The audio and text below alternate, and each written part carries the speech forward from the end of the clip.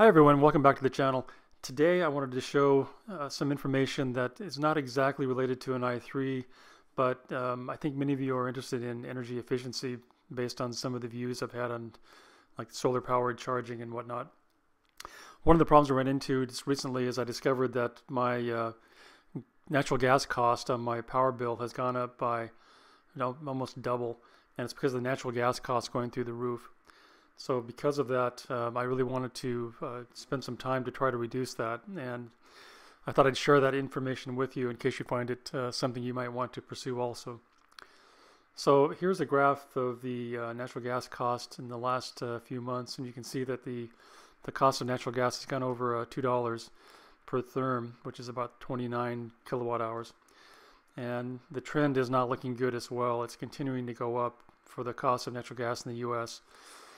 And you may not be aware of this, but 20% or more of your power bill is related to heating and hot water bills, directly related to the use of natural gas in the US for most people, because it still is quite a bit cheaper than using electrical heating, although that's slowly changing at this point in time. So I think as most people are aware from the news, the cost of natural gas in the EU is much worse. So even though we're up to about $2.20 per therm, the EU is up like 5 times that. So here's a copy of my power usage rate per month for last year. That's about $1 per therm usage and about 15 to 18 therms per month to do hot water heating, drying clothes, cooking, etc. May in this year it was up to $2.50 for roughly about the same, actually a little bit higher gas use. And after the fixes I'm going to show you, I've only used 3 therms in the month of August, so about a 60% reduction. So I'm going to highlight what I did to try to reduce those costs. So the goal is to reduce the energy cost, meet hot water needs, reduce the carbon footprint, future supply, be tolerant of future supply shortages or increases in the gas costs, and I want to be able to have it pay itself off in less than 2 years. So options I have: if you do nothing, of course it doesn't cost anything from an investment, but then you have the running the risk of not knowing or protecting yourself from higher fuel costs. Another option would be to change the gas hot water tank to an electric tank. Of course the carbon footprint would be lower. Also, they're very more efficient than the gas tanks that have a chimney running through the center of them. The negative is that electricity costs are still quite a bit higher than gas, and I'd have to rewire or pay for installation of wiring to be able to do that.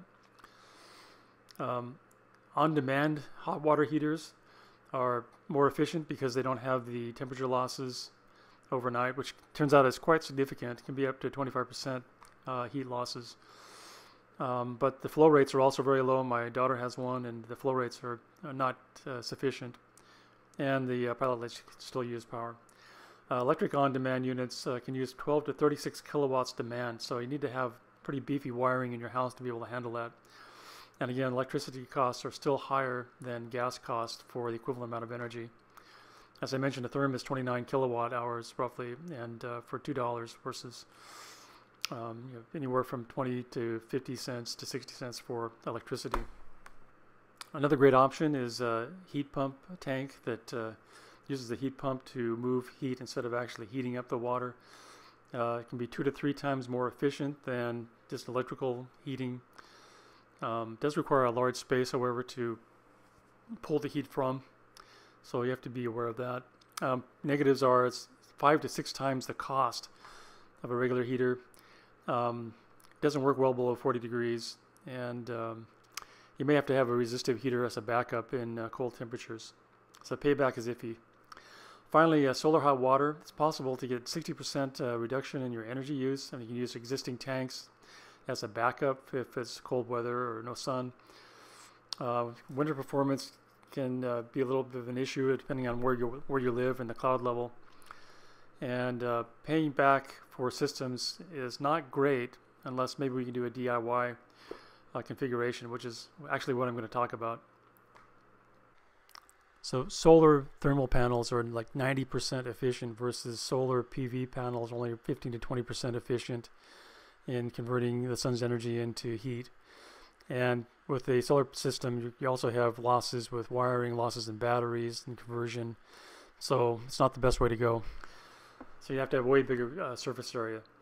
Active hot water heating systems, there's two kinds. There's indirect, where the water just percolates into the hot water tank, or you actively pump hot water from a flat panel collector that warms up the water into the tank. You need to be in a good location where it's fairly sunny most of the time, where you're going to be using your backup normal heating source a lot.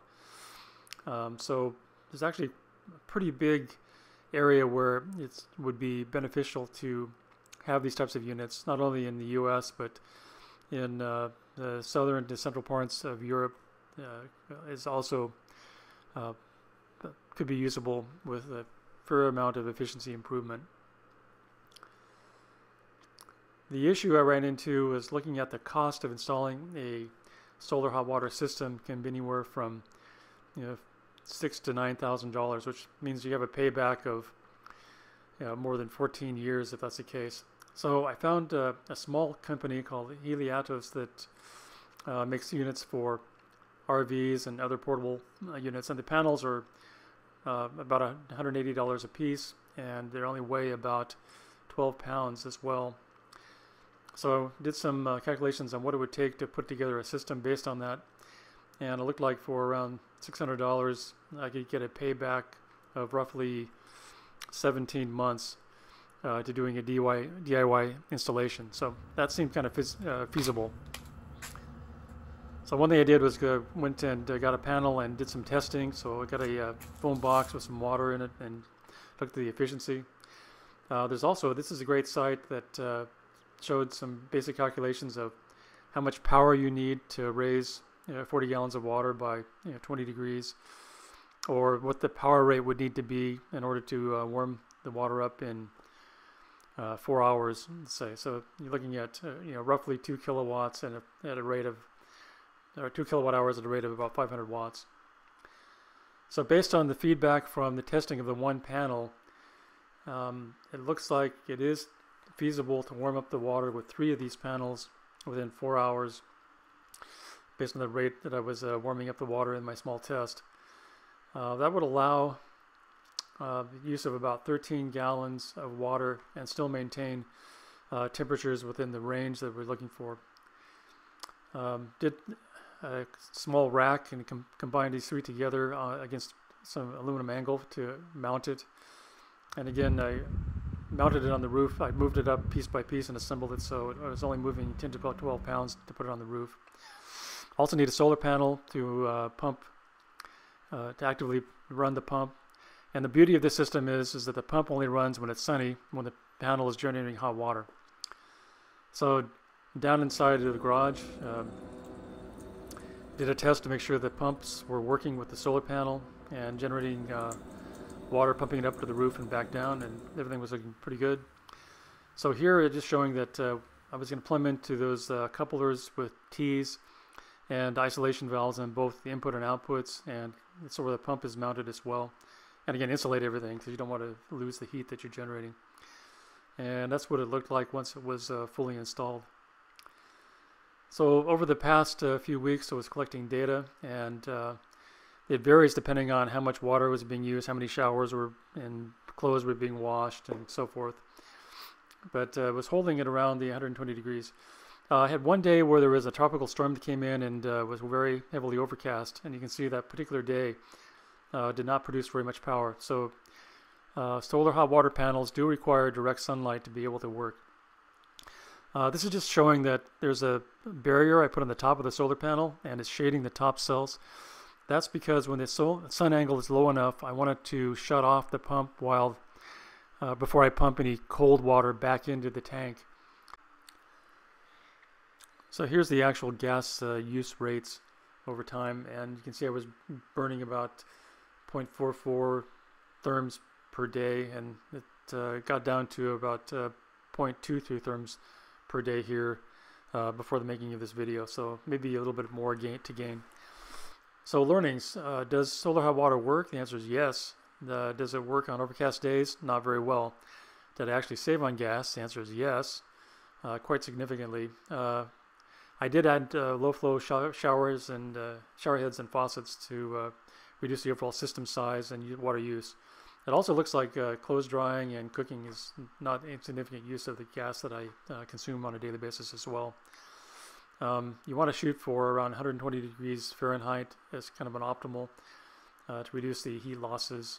And it looks like payback with this system is doable in a 1 to 2 years time period with a DIY system. So that was successful as well.